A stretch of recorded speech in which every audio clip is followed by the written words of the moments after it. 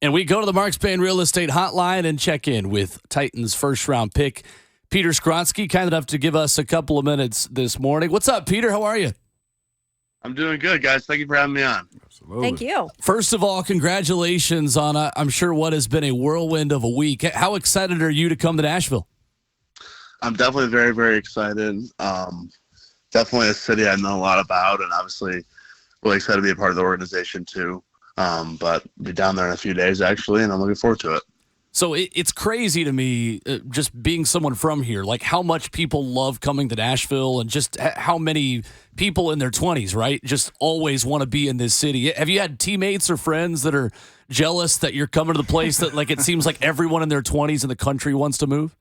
Yeah, I think one of my friends told me something about, like, every college student in America visits Nashville at some point, which I think is kind of funny. So I guess since I'm leaving school early, I guess this could be part of my college experience, I guess, moving there. Nope. But, yeah, it definitely seems like everyone loves being there, so I'm excited to actually live there.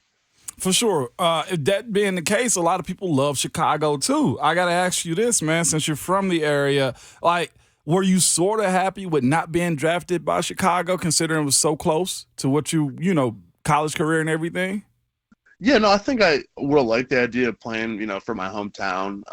Obviously, all my family and my friends are here. Obviously, it didn't work out. So, Nashville's really not even that far. So I was pretty thrilled with that. And obviously, like we talked about, it has a great reputation as a city. One thing you're known for, man, is your family, your lineage, right? As far as your grandfather and parents all been in the football family. I have to ask you this, as a young guy, was technique huge in your household, like putting you out in the front yard, learning how to play good technique? Because that's one thing your film shows is besides athletic ability, your ability to show your technique and recover has been very, very good. When did you start that? Yeah, I think it was just something I started, in high school. Like, obviously, just wanting to get better and turning that on my own. I don't necessarily know if I was pushed by either my dad or my grandpa. People ask me about my grandpa and technique. Obviously, the offensive line position has changed a lot since the 60s. So a little different techniques there. But I think, in high school and then in college, learning from older guys and how they improved their game, and guys like Rashawn Slater and how he worked on technique and stuff, I think kind of motivated me to really get into that and perfect that.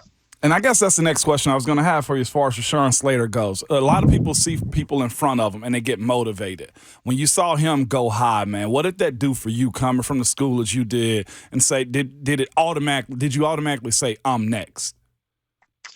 I don't know if I said necessarily define that I was next, but I think it was definitely a goal for me once I saw that and said, I want to be there at some point. And so I think that was kind of pretty inspiring for me just to see him go as high as he did and say, hey, that's where I want to be too.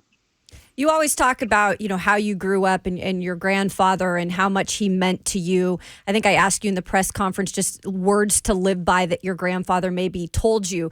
What are some of those things growing up that you did, to know that you might be an NFL guy one day with your grandpa and your dad, just to kind of help mold you into the player you are? That's a tough question. I feel like, I think one of those words of wisdom, I may have mentioned this already, press conference, just keep your head up, which is valuable for both on the field and off the field. I don't know. I think it's just the general idea of work ethic that they sort of imprinted on me, I think has carried me, and also just, enforcing, being humble and continuing to, support teammates, stuff like that. I think just those general traits, I think that they passed on to me has helped me get where I am. So you're a Big Ten guy. I like to poke fun in this room a little bit because I'm in a studio with 2 Tennessee Volunteers, including Ramon, who played offensive line for the Vols. So I like to poke fun. I'm looking at this offensive line for the Titans, and you've got some Big Ten guys. You've got yourself. You've got Nicholas Petit-Frere now. You've got Jalen Duncan out of Maryland. I guess, what is it about the Big Ten and just the guys up front and playing in that kind of conference that builds you up to this point to be an NFL guy? It's gritty football in the Big Ten. There's obviously a lot of rough conditions. I think I played in 2 rain games, a hurricane wind game, 2 games sub 30 degrees this year. So you got to be able to run the ball, and that's a big thing for offensive line, obviously.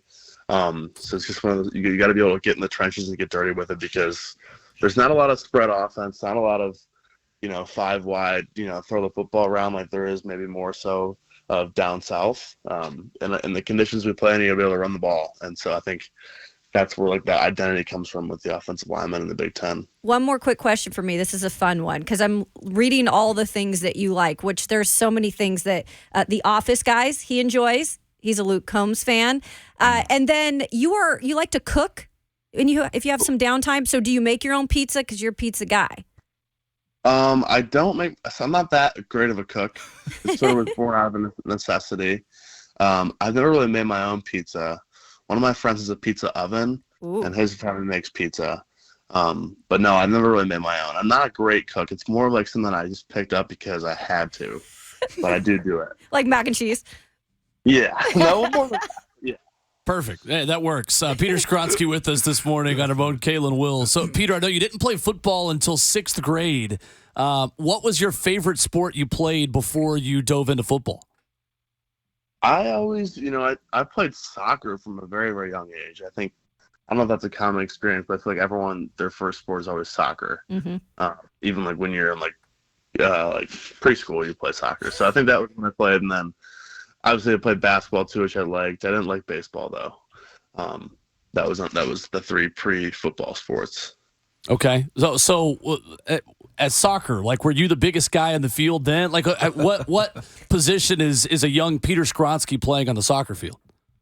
I think I was mostly I mean, I don't know. This is like grade school. Yeah, so right. Are there even really positions at that point? I guess defense would have been my best position probably because I couldn't dribble it too well, but I could get in people's way and poke it out at some points. But yeah. That's all you need to do. Honestly, that's pretty much the entire sport. So, Peter, I know you had 14 formal interviews at the Combine. Well, what stood out specifically when you met with Rand Carthon and Mike Vrabel? What was that conversation like when you originally introduced yourself to them? Yeah, I think just the thing that stood out to me was that, at least on my side, everything, these interviews are very high-pressure situations. And you can sometimes, you can stumble over answers. You can kind of give like just okay answers. And I felt like that Titans interview was like, hey, I actually gave like a lot of good answers. Everyone seemed to react really well to what I said. Coach Vrabel seemed to react well to everything I said. So I just walked away from that interview feeling just very confident with how it went. Like, hey, I like them. They seem to like me. Mm-hmm. That'd be a cool spot to go at some point. Obviously, couldn't control it, but just feel like it went really well overall. Peter, for a guy that had to change positions too, there's a saying around the NFL, man, the more you can do, the longer you stay around. I'll be honest with you. I initially didn't want to play offensive line. In high school, I only wanted to play defense. In college, I only wanted to play tackle. When I got to the NFL, I was like, man, I'm a tackle. Then I realized, no, I'm a guard. The idea, the more you can do, man, embracing that. If you have to move to guard, what's your mindset about it? Yeah, I'm not, there's not going to be any hurt feelings from me if I have to move to guard. Just my only point is that I think I could play tackle if I needed to. But like you said, be versatile.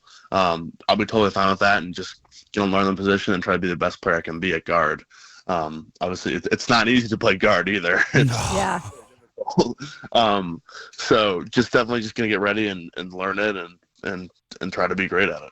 It honestly took me a while to get used to it because I heard you say this in your interviews, like everything happens so much sooner, and it does. Right. And the idea that you have to have an anchor. Have you talked to other guys about that transition too? Because tackle is such a glorified position, and up until late, guards didn't usually get paid. Now we're seeing guards that's averaging about $16 million a year on their second contract. Have you had those conversations? Not really quite yet. I mean, I haven't really been officially put at any specific position yet with the Titans. Right. But I'm sure I'll obviously be hitting up, obviously, a lot of the veterans and, guys I know who play the position for any tips and stuff. I think that's the best way to learn, really, is to talk to guys who have done it well and, watching guys on film and stuff like that. So definitely we'll be having conversations like that soon if that's where I end up. Well, the fans in this city are super excited about you coming here, especially because last year the offensive line, with just the injuries they had, it was kind of just plug and play, especially towards the end of the season. And now they've brought in some guys. They've drafted you. Coming into camp, to rookie mini camp, because that's where it really starts for you. What is your mentality headed in, and what's the biggest thing for you to focus on from day one when you step on that field? Yeah, I think I just want to prove, to my teammates, but more importantly to myself, that I can play offensive line at an NFL level and succeed there. I think that's just my mindset, and that's what I want to be able to do, is prove myself essentially.